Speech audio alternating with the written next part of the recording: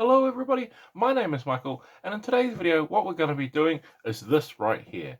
So if that looks interesting to you guys, please carry on and watch the video. And also one more thing before we get into the video, if you enjoy what I do here, please don't forget to leave a like, comment and subscribe. It really helps me out and lets me know you enjoy the video. But with all that out of the way, let's get into that video.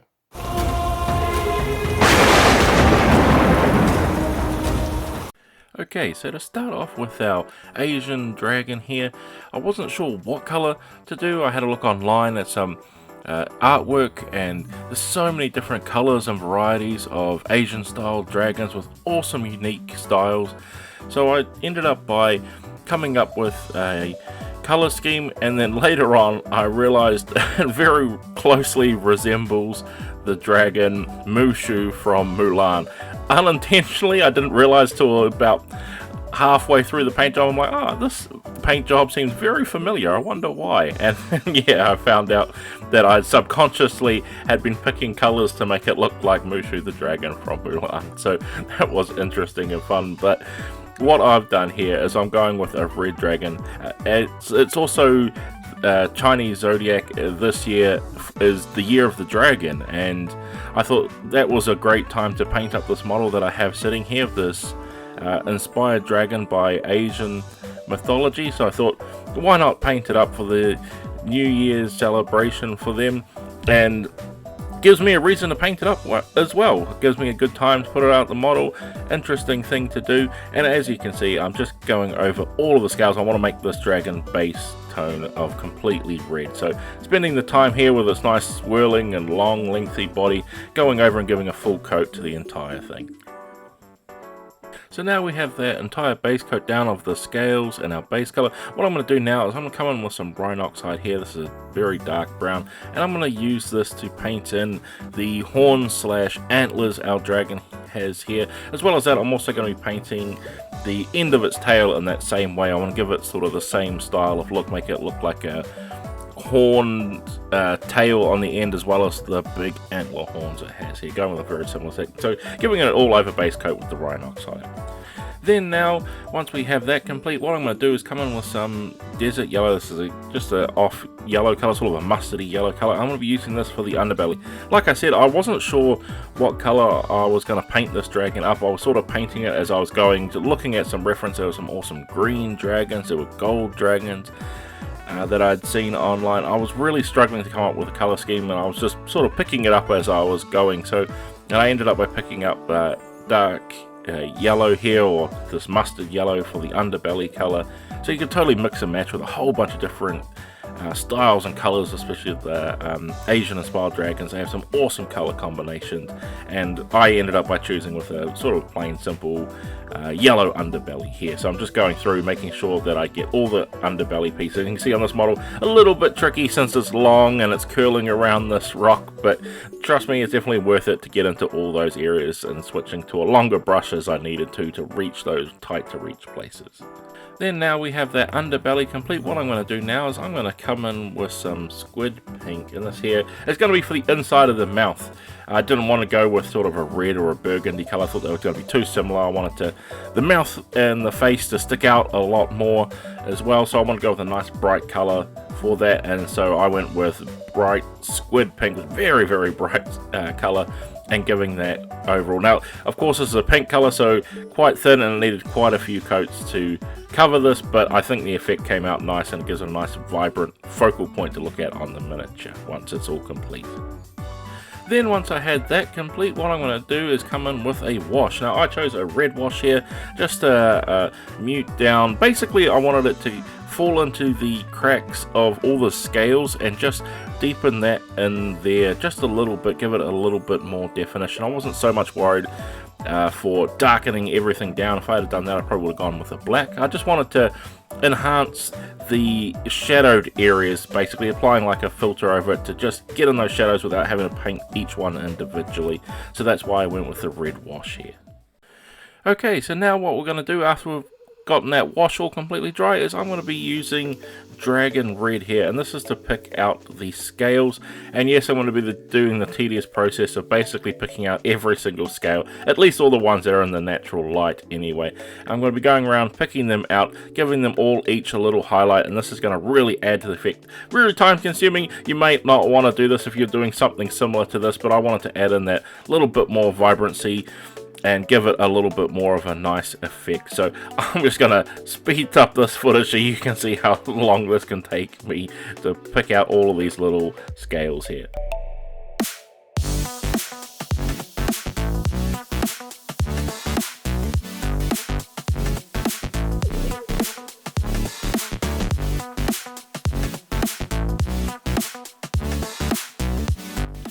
So now what we're going to do is we're going to be painting the ridge of the spine along our dragon, and we're going to be using blue for this. Now this is where I was looking up artworks of all different types of the dragons online, trying to get some inspiration and really looking at colors of dragons. And I noticed that they had, especially for Asian dragons, is they have a lot of very bright contrasting colors, and they stand out quite a lot. And that's why I was like, okay, let's go for a bright blue that's going to really hop and really contrast with our red here.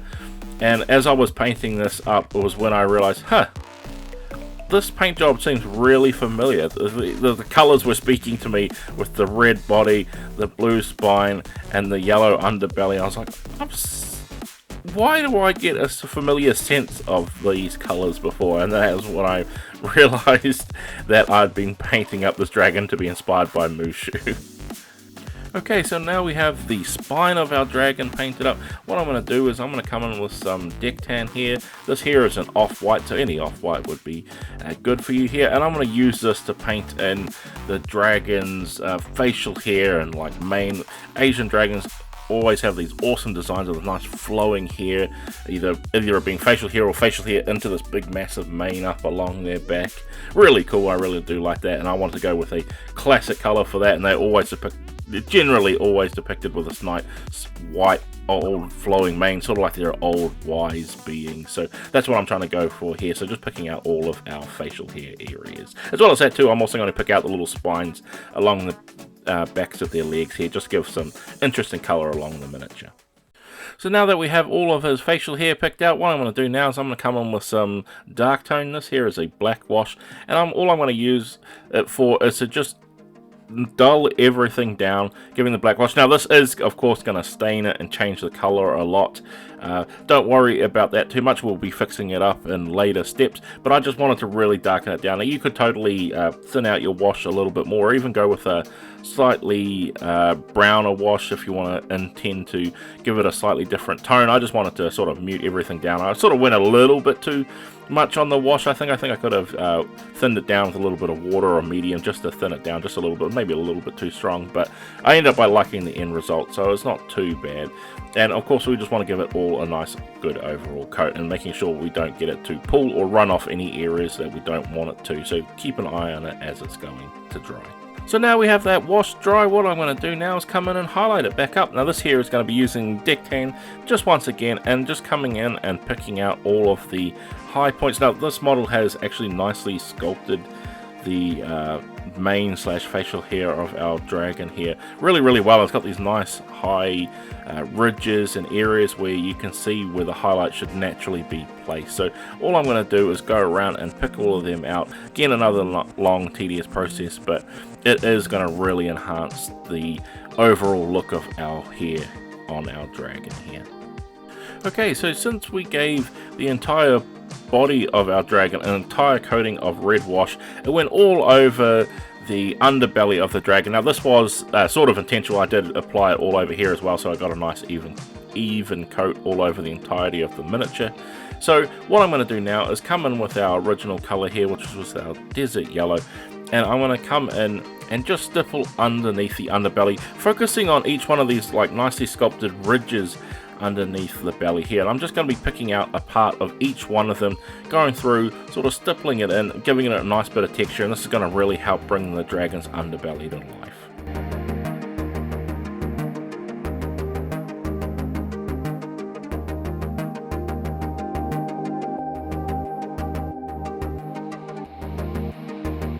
Okay, so now we have that dragon's underbelly complete. What I'm going to do now is come back into the horns of our dragon. So this time here, I'm coming in with a lighter brown. This here is mahogany brown. Totally up to you what you want to do. You might want to go with more of a white horn, or maybe you want to go with some metallic style horns and antlers on this miniature. I'm going for sort of a generic sort of stag looking, at least trying to imitate the looks of sort of like a stag's antlers. So I'm coming in with a lighter brown here and just picking out sort of the tips and the top sort of like thirds of each one of these nice spikes on the horns. As well as that too, I'm also going to be doing it on the tail as well, so don't forget that if you want to copy along with what I'm doing here.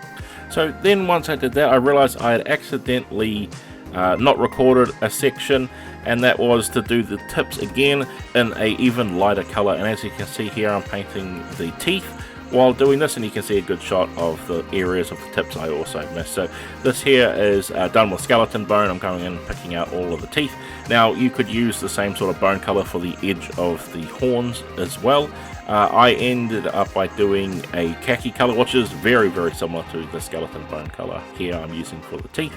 So if you wanted to do that, as well as that, I also did it along the tail of our miniature as well and picked out those spots as well. But going in and painting up his teeth, giving him a nice good old smile, it's really coming together now.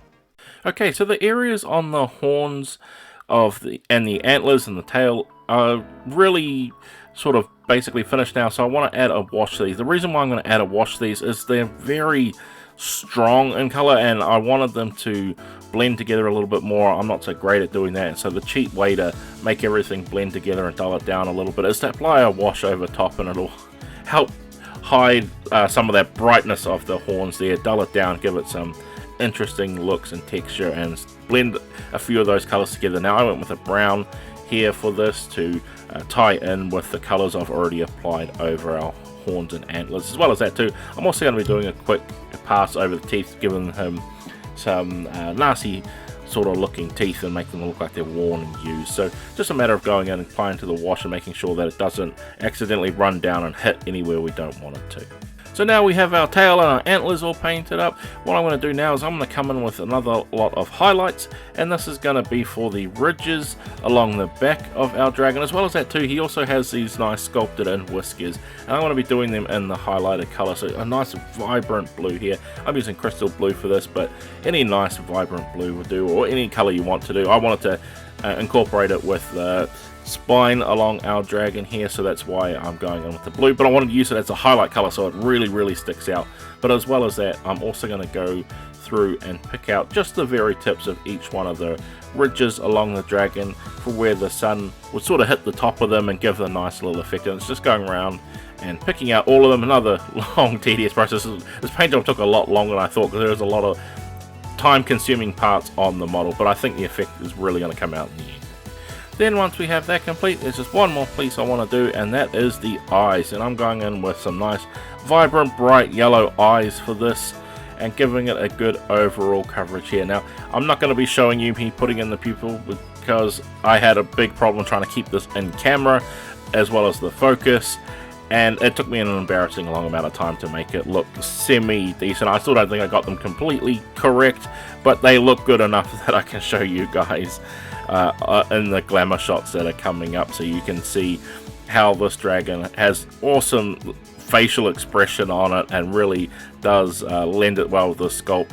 When you paint it in the nice vibrant colors, it's really eye-catching piece. So let's go to those glamour shots and see how it came out with after spending way too long on doing these eyes. And with all that complete, we have finally finished painting up our dragon here to celebrate the Chinese zodiac of the new year, which is the year of the dragon. So I hope this video has been helpful for you guys, whether you want to follow along with what I did here, or you just want to use this video as some inspiration in painting up your own miniatures.